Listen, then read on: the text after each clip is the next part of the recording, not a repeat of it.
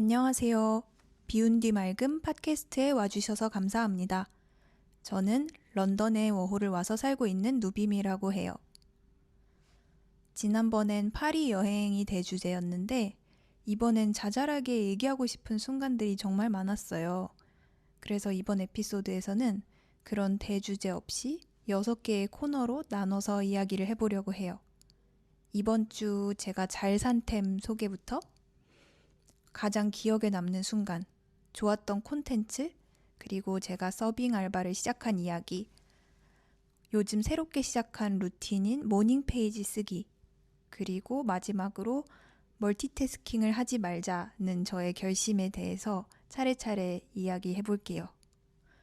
하나 부탁드리고 싶은 게 있다면 혹시 저한테 댓글을 하나 남겨주실 수 있나요? 만약에 스포티파이로 듣고 계시다면 에피소드마다 댓글을 달 수가 있어요. 그리고 일반 팟캐스트 앱으로 듣고 계시다면 이 팟캐스트 전체에 대해서 별점을 남길 수가 있는데요. 거기에 코멘트를 쓸 수가 있거든요. 거기에 제 팟캐스트를 듣고 느낀 점이나 특별히 재밌었던 이야기 또는 듣고 싶은 이야기라든지 뭐든지 써주시면 저도 읽고 그에 대해서 한번 다음에 이야기를 해볼게요. 우선 이번 주부터는 매번 지난 2주간 구매한 아이템이나 제가 써본 것 중에서 좋았던 물건을 하나 골라서 소개하려고요. 이번에는 베이킹 반죽용 밀대를 추천하고 싶어요. 저는 베이킹을 하지는 않는데 이거를 마사지용으로 샀어요. 사실 종아리가 너무 쑤셔서 최근에 아마존에서 한번 종아리 마사지 롤러를 사려고 검색했는데 그 모양이 너무 안 예쁜 거예요. 전 또 이 장비병이 있어서 막 꼭 좋은 걸 사야 된다기보다는 이 디자인이 제 마음에 들어야 쓸 수가 있거든요. 근데 색깔이 너무 튀는 색깔이고 모양도 안 예뻐서 심지어 비싸서 이걸 어떻게 하지 하다가 어느 날 그냥 요리 코너를 둘러보고 있었어요. 요리 도구를 구경하다가 베이킹 코너에서 반죽용 밀대를 딱 봤는데 그 아마존에서 본 종아리 마사지 롤러랑 너무 똑같이 생긴 거예요. 그 구조는 굉장히 비슷한데 굉장히 심플하게 생겼어요. 너도밤나무 원목으로 만들었대요.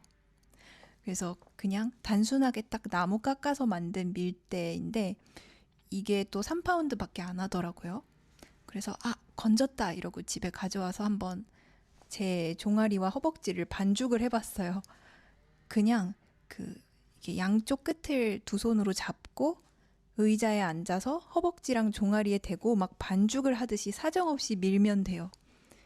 그렇게 해봤거든요. 마치 반죽을 하듯이 종아리 안쪽도 풀어주고 바깥쪽 제일 뭉치는 근육도 풀어주고 그 다음에 허벅지 안쪽에 그 내전근부터 무릎까지 이어지는 근육을 쭉쭉 풀어줬는데 이게 근막을 푸는 효과도 있고 뭔가 혈액순환도 도와주는 것 같더라고요. 그래서 요즘에 자기 전에 마사지를 할 때 요긴하게 쓰고 있어요. 특히 이거를 쓰면 뭔가 마사지를 한다 또는 운동한다 이런 기분보다는 반죽 도구다 보니까 내 다리를 반죽한다라는 느낌이 들어서 하면서 재밌기도 해요. 그리고 두 번째 코너. 이번 주에 기억에 남는 순간에 대해서 소개를 해볼게요.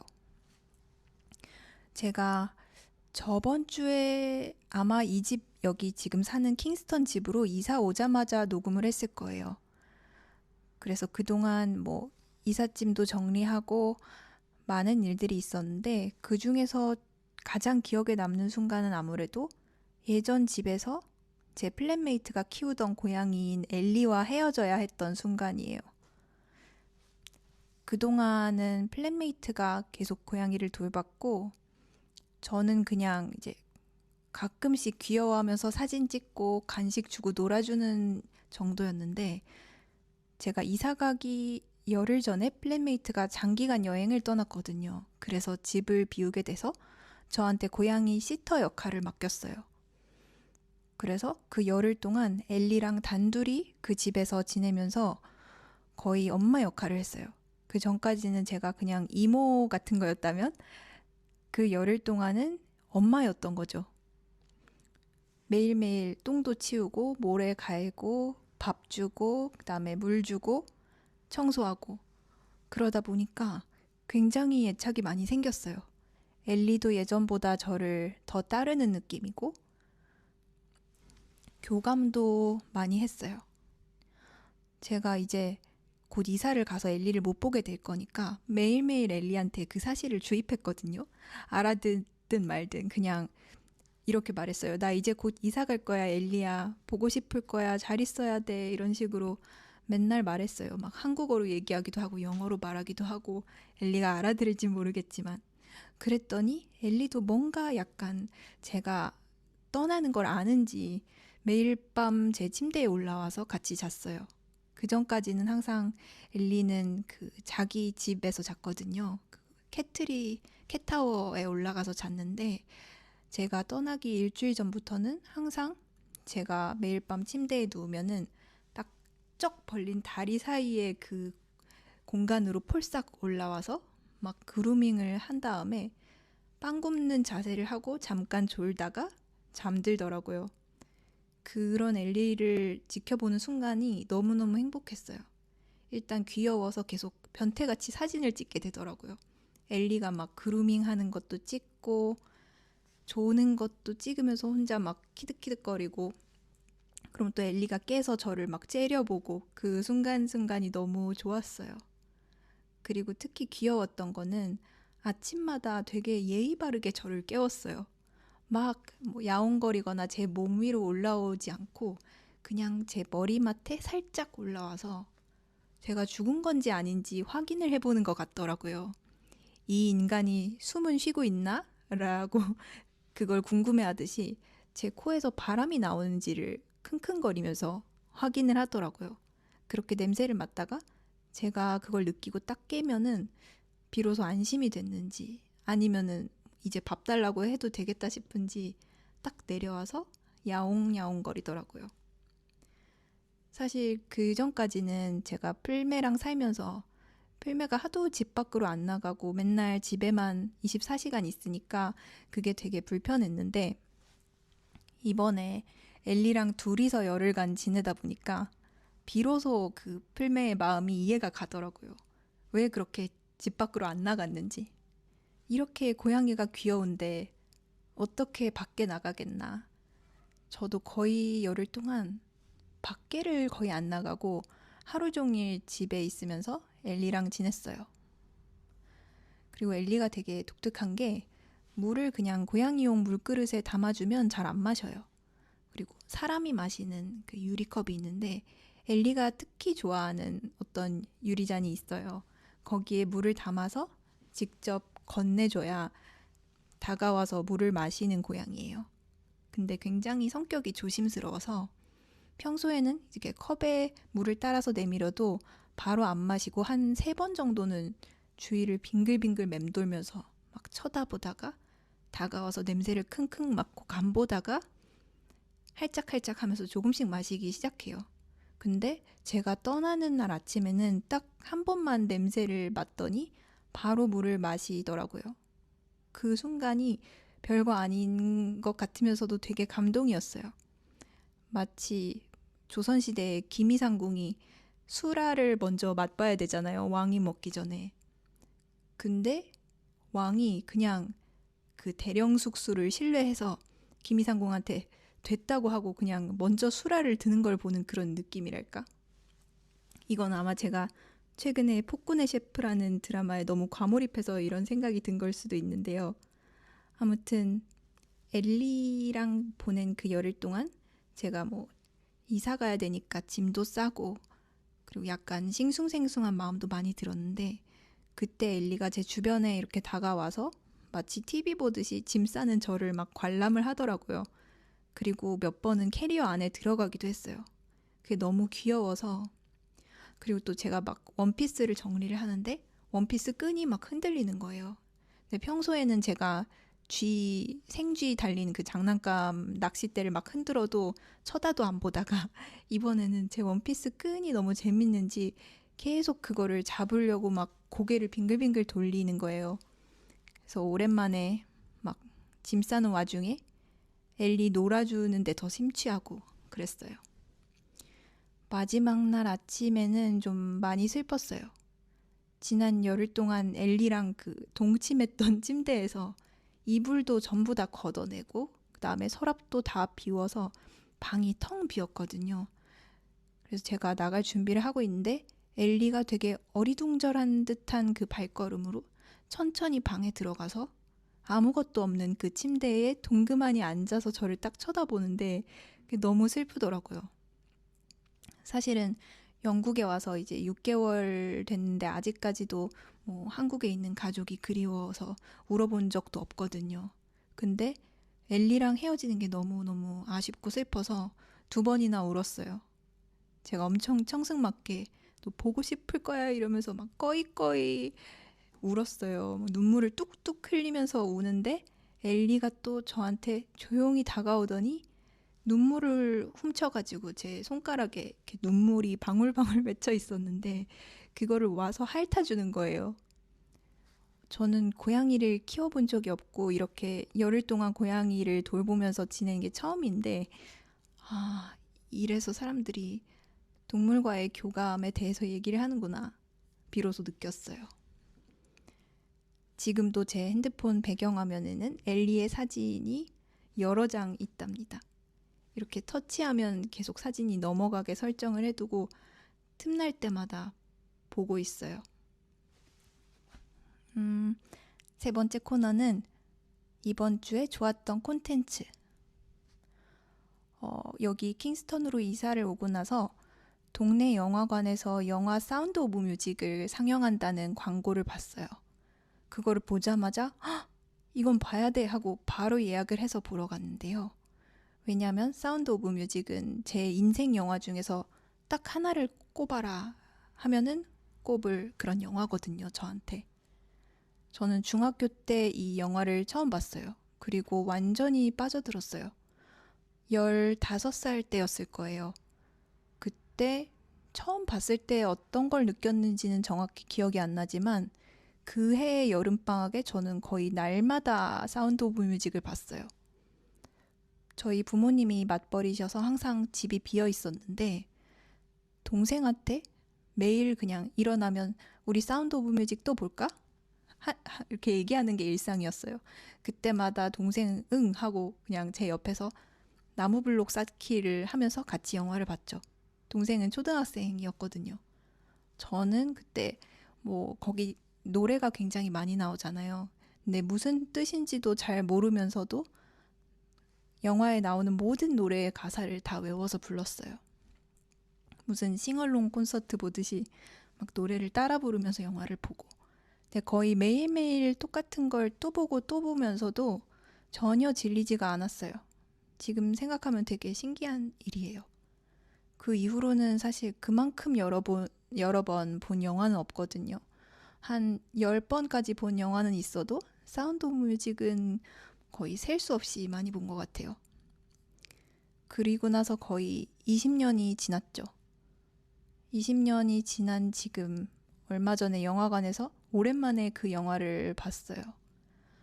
처음에 광활한 대자연이 이렇게 나오는데 그 대자연을 비추면서 시작해서 카메라가 마치 드론이 찍듯이 높은 산 위에 있는 마리아를 향해서 점점 가까워지고 그리고 오케스트라 전주가 고조되면서 마침내 그 주인공인 마리아가 처음 나오는 그 노래의 첫 소절을 부르는 순간 정말 온몸에 전율이 일더라고요.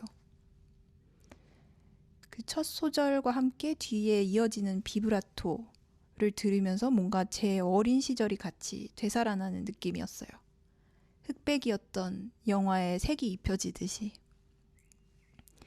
영화가 거의 3시간 정도였는데 그 앞으로 3시간을 더 봐야 된다는 생각을 하면서 그게 너무 빨리 흘러갈까봐 아쉬울 정도였어요.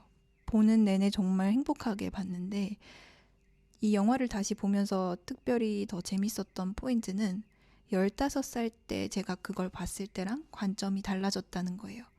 물론 예나 지금이나 좋았던 장면은 여전히 좋았지만 그 15살 때 저는 확실히 제 또래 등장인물에 관심이 갔던 것 같아요. 거기에 이제 7명의 아이들이 나오는데 그 중에 첫째인 리즐이 16살이에요.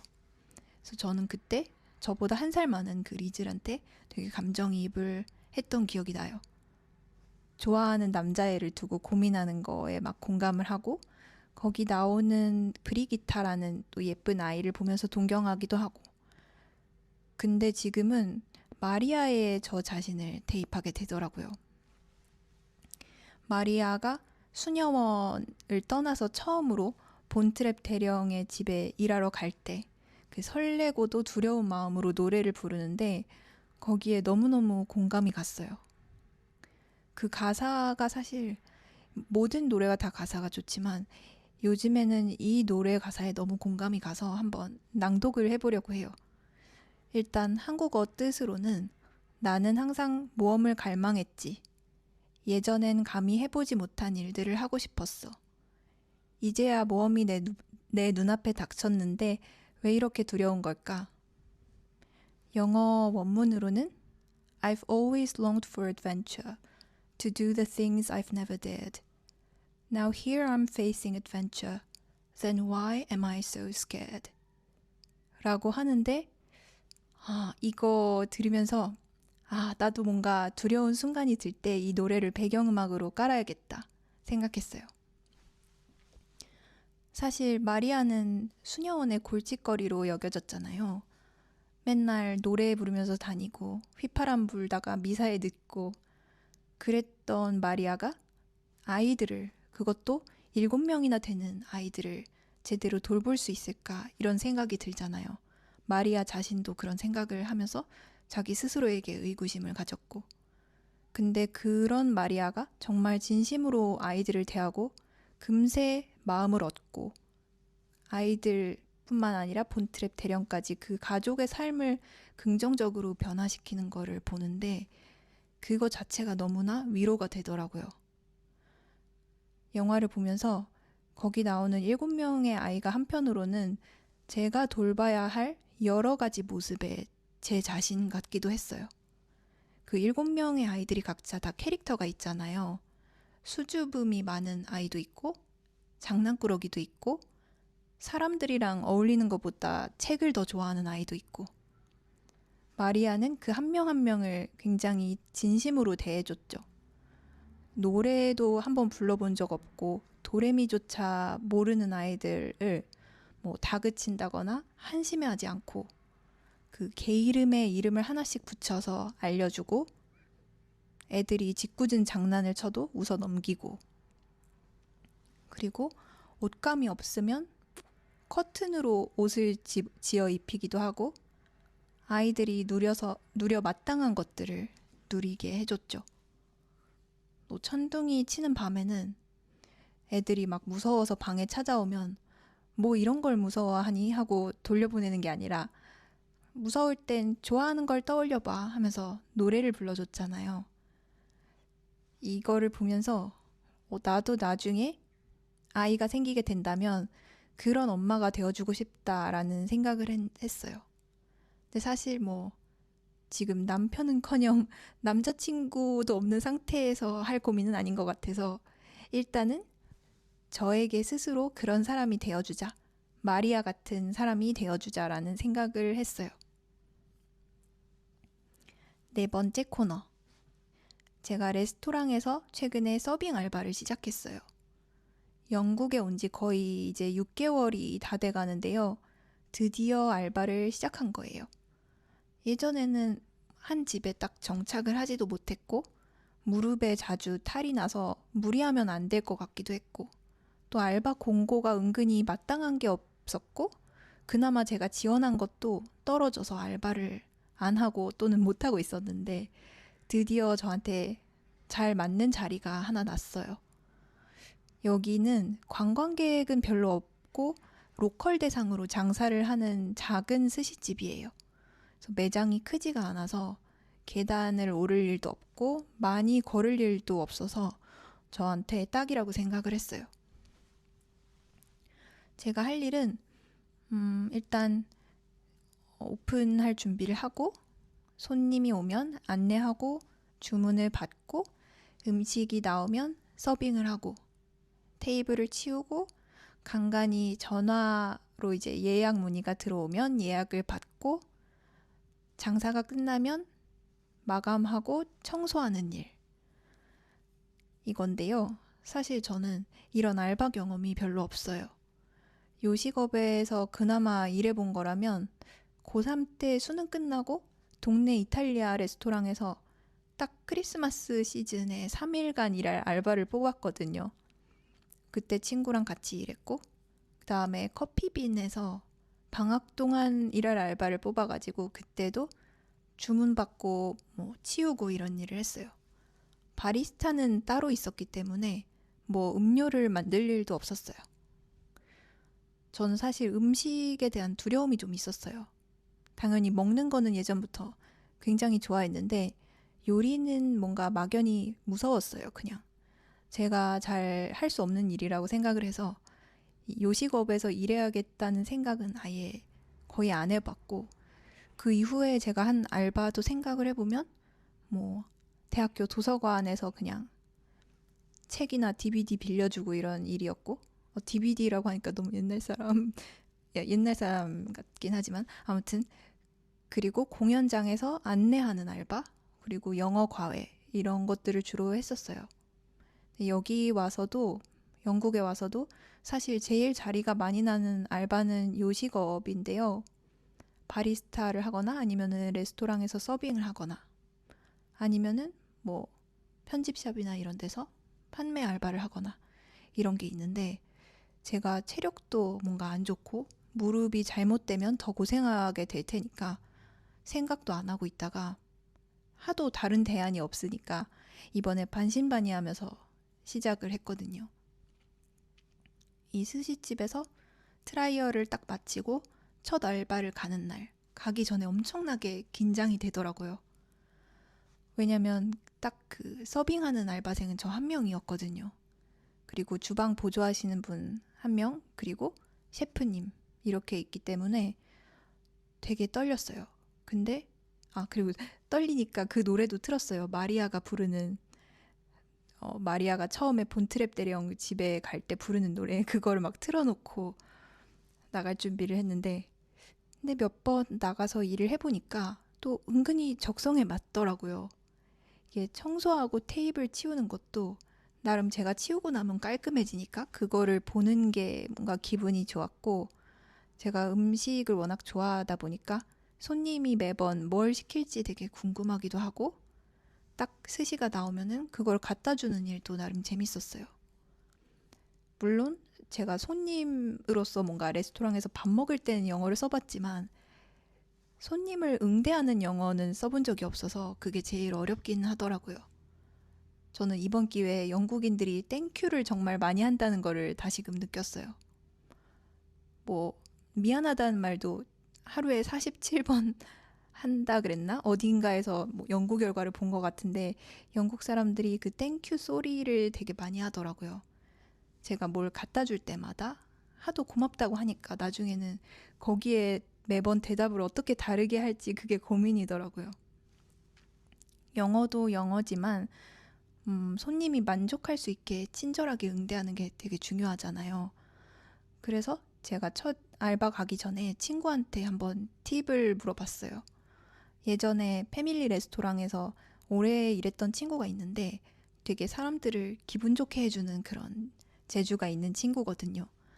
그래서 서빙 알바 내가 곧 시작하는데 팁을 좀 달라고 했더니 너무 멋있는 말을 해주더라고요. 나에게는 일상이지만 손님은 특별한 날 밥 먹으러 온 거라는 사실을 잊지 말기. 나는 파티 플래너다라고 생각하면 내 기분도 좋아진다. 이렇게 말을 해줬어요. 뭐 정말 맞는 말이더라고요. 나는 사실 늘 똑같은 일을 하는 거지만 여기 찾아온 손님은 오늘이 생일일 수도 있고 결혼기념일일 수도 있고 뭐 잘 되고 싶은 상대랑 두 번째 데이트하는 날일 수도 있고 아니면 그냥 단순히 기분이 요즘 너무 울적하고 안 좋아서 스시를 먹고 기분 좋아지려고 온 사람일 수도 있고 그런 거잖아요. 그래서 이 사실을 일하면서 계속 떠올리려고 했어요. 특히나 여기가 뭔가 카페나 서브웨이처럼 막 매일 오는 곳이 아니라 스시집이다 보니까 더 특별하게 대해줘야 된다고 생각을 했어요. 그리고 반대로 이런 쪽으로도 생각을 했어요. 오늘 내가 일하다가 실수할까봐 너무 걱정되고 긴장이 될 때는 이렇게 주문을 외웠어요. 사실 저 사람들은 나한테 관심이 없다. 생각해보면 저도 밥 먹으러 갔을 때 제 앞에 앉아있는 사람이나 뭐 눈앞에 음식이 중요하지 서빙을 누가 하는지 그 사람이 뭐라 하는지에는 그다지 관심이 없잖아요. 정말 막 놀랍도록 불친절하지 않은 이상은. 그래서 뭐 실수를 하더라도 제대로 대응만 한다면 대부분의 사람들은 그 이후로 신경을 안 쓰니까요. 그래서 그거를 다시 떠올리면서 마음을 편하게 먹으려고 하고 있어요. 여기는 계속 서서 대기하는 게 디폴트이기는 한데 무릎 안 아프게 서 있는 방법을 나름대로 터득을 해서 의외로 딱 알바가 끝나고 집에 와서도 무릎이 아프지가 않더라고요. 대신에 잠은 정말 잘 오더라고요. 알바 다음날 아침에 제가 쓴 일기를 보면 항상 종아리 근육통 얘기가 써 있기는 해요. 집에 와서 항상 아까 제가 얘기한 반죽 밀대로 다리를 마구 반죽하면서 마사지를 하고 자면 그나마 낫기는 하더라고요. 제가 이 알바를 언제까지 지속할지는 모르지만 일단 지금으로서는 마음에 들어요. 돈을 많이 주진 않지만 딱 일을 끝내고 집에 오면 깔끔하게 끝나는 일이니까. 이번에는 5번째 코너. 요즘 새롭게 시작한 루틴에 대해서 이야기해 볼게요. 제가 지난번에 파리 여행을 다녀오고 나서는 한동안 루틴이 완전히 망가진 채로 지냈어요. 그래서 이래서는 안 되겠다 싶어서 최근에 새로운 루틴을 하나 제 삶에 들였는데요. 바로 모닝 페이지 쓰는 거예요. 아마 이걸 지금 하고 있는 분들도 계실 거라고 생각해요. 제가 요즘 보는 브이로그 중에 노아 마리아라는 사람이 있는데 이분이 매일 아침에 일어나자마자 3페이지씩 모닝 페이지를 쓰고 있는데 그게 너무 좋다고 하길래 저도 한번 시도를 해봤어요. 사실 쓰기 전에는 그냥 일기 쓰던 거를 아침에 쓰는 건데 뭐 크게 다를 바 없지 않을까 싶기도 했는데 써보니까 정말 다른 느낌이더라고요. 막 플래너에 계획을 세울 때라든지 하루를 다 마치고 밤에 일기를 쓸 때는 뭔가 굉장히 의식적이잖아요. 이성이 엄청 개입을 하잖아요. 필터링도 나도 모르게 하게 되고 그래야만 할 것 같은 것들을 쓰게 되고 근데 이 모닝 페이지를 쓰려면 진짜 아침에 일어나자마자 비몽사몽한 상태로 앉아서 써야 돼요. 머릿속에 떠다니는 무슨 생각이든 간에 그냥 닥치는 대로 이렇게 쓰니까 진짜 있는 그대로의 내 의식의 흐름을 쓰게 되더라고요. 물론 아무래도 글로 쓰는 거다 보니까 약간의 이성이 개입되긴 하겠지만 정말 최소한의 개입이지 막 필터링이 잔뜩 된 말들이 나오진 않더라고요. 어차피 나만 읽을 거고 또 이게 법칙이 있대요. 이걸 쓰고 나서 8주 동안은 들여다보지 말래요. 왜냐면 내가 쓴 글을 내가 창피해하기가 쉽기 때문에. 근데 저는 8주까지는 못 참겠고 한 2주 지나고 쭉 쓴 것들을 읽어봤는데 진짜 이 흐름이 왔다 갔다 하더라고요. 막 영화 얘기를 하다가 종아리 근육통 얘기로 빠졌다가 갑자기 배고프다고 하고 근데 그래도 되게 재밌었어요. 2주 만에 다시 제가 쓴 것들을 읽어보는 게 이런 얘기도 내가 했나 싶기도 하고 그래서 이 모닝 페이지 쓰는 게 너무 좋아서 제가 나름대로 하나의 비유가 떠올라서 일기장에 한번 적어봤는데 읽어볼게요. 모닝 페이지를 쓰는 행위는 마치 이른 아침 해변에 앉아 저 멀리 수평선에서부터 넘어오는 것들, 바다를 떠다니는 것들을 관조하는 것과 같다. 조금만 더 시간이 지나면 해변에 놀러온 관광객들로 부산스럽고 바다에도 떠다니는 게 많아 집중이 분산될 게 분명하다. 우리 의식의 흐름을 파도라고 생각한다면 넘실대는 파도를 따라 무엇이든 해안에 닿을 수 있다. 해파리, 미역, 누군가가 잃어버린 수영모자, 때로는 쓰레기까지. 그나마 관광객이 몰려들기 전, 그러니까 온갖 생각으로 머릿속이 복잡해지기 전에 모닝페이지를 써야 간간히 떠다니는 물체들을 천천히 바라보고 있는 그대로 인식할 수 있다. 하필이면 제가 이거를 막 읽고 있는데 밖에서 시끄러운 소리가 들리네요. 그리고 읽자마자 멈추네요. 아무튼 저는 요즘에 이렇게 아침마다 졸린 상태로 제 마음속에 해변에 앉아서 저 멀리 바다에서 해안가로 떠내려오는 모든 것들을 건져 올려서 기록하고 있어요. 아주 지저분하게. 그리고 뭔가 이거를 하나의 의식, 리추얼처럼 만들면 이 습관이 더 자리가 잘 잡힐 것 같아서 도구의 도움을 받고 있어요. 우선 필기 도구는 딥펜을 쓰고 있어요. 만년필 같은 건데 촉이 따로 있어서 펜대에 끼워서 쓸 수 있는 펜인데요. 볼펜을 처음에 쓰다가 볼펜 쓰면 간간이 똥이 나오잖아요. 볼펜에서. 그럼 아침부터 막 기분이 안 좋더라고요. 그래서 그 다음부터는 만년필 아니면은 딥펜을 꺼내서 예쁜 색깔의 잉크를 2개 딱 가져다 놓고 그날 아침마다 마음에 드는 색깔을 하나 골라서 딥펜을 적셔서 쓰고 있어요. 그러면은 종이 위에서 사각거리는 감촉도 느낄 수 있고 잉크가 서서히 말라가는 모습을 보는 그런 재미도 있거든요. 또 하나는 후각의 도움을 받는 거예요. 예전에는 그 친구가 선물로 예전에는이 아니라 옛날에 친구가 준 그 이솝의 진저 오일이 있는데 이게 롤링하는 방식이라서 목이랑 손목 아니면 손목에 바르면 종이에 너무 번지니까 손등 위에 저는 발라요. 그걸 이렇게 바르면은 마치 마사지를 받으러 온 것 같은 그런 기분으로 모닝 페이지를 쓸 수 있어요. 그래서 혹시 모닝 페이지를 쓰고 계신 분이 있다면 한번 댓글로 남겨주세요. 마지막으로 이번 주의 결심에 대해서 이야기해 볼게요. 다음번 팟캐스트를 녹음할 때까지 2주 동안 저는 멀티태스킹을 하지 말자라는 결심을 세웠어요. 한 번에 하나에만 집중하는 거를 훈련해 보려고 해요.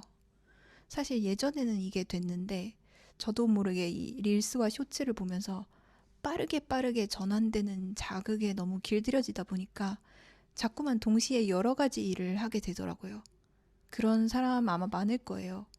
넷플릭스에서 드라마를 보다가 폰 메시지 오면 확인하고 그러다 어쩌다 인스타를 누르면 또 릴스를 주구장창 보고 책도 어느 순간 여러 권 늘어놓고 읽는 병렬 독서를 하고 있더라고요.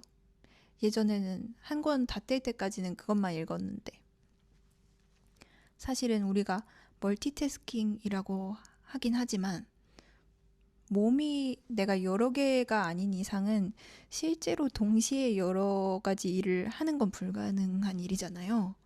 그저 그냥 짧게 전환을 하는 거다 보니까 그렇게 전환할 때마다 뭔가 집중력도 흐트러지고 이전에 했던 일을 다시 기억하는 것도 어렵고 그래서 저는 이번 주에 한 번에 하나씩만 하자를 모토로 삼고 살려고 해요. 딱 하나 저 스스로에게 허용하는 멀티태스킹은 설거지하면서 팟캐스트 듣기예요. 제가 요즘 하루에 2끼는 꼭 요리를 해서 먹고 식기, 세척기가 없다 보니까 아무래도 설거지를 바로바로 하는 게 나름 일이 되는데 그래서 최근에 규칙을 하나 세웠어요. 바로 설거지할 때 팟캐스트를 듣는 거. 아니, 팟캐스트를 들으려면 무조건 설거지하면서 들어야 된다라는 규칙을 세운 거예요. 제가 요즘에 좋아하고 자주 듣는 팟캐스트가 2개 있는데요. 무소속 생활자라는 팟캐스트랑 여둘톡이라는 팟캐스트예요. 이거를 듣고 싶어서라도 설거지를 미루지 않고 바로 하려는 저의 계획인 거죠. 근데 실제로 효과가 있더라고요. 설거지하는 그 시간이 더 이상 설거지하는 시간이 아니고 팟캐스트 듣는 시간이 된 거예요.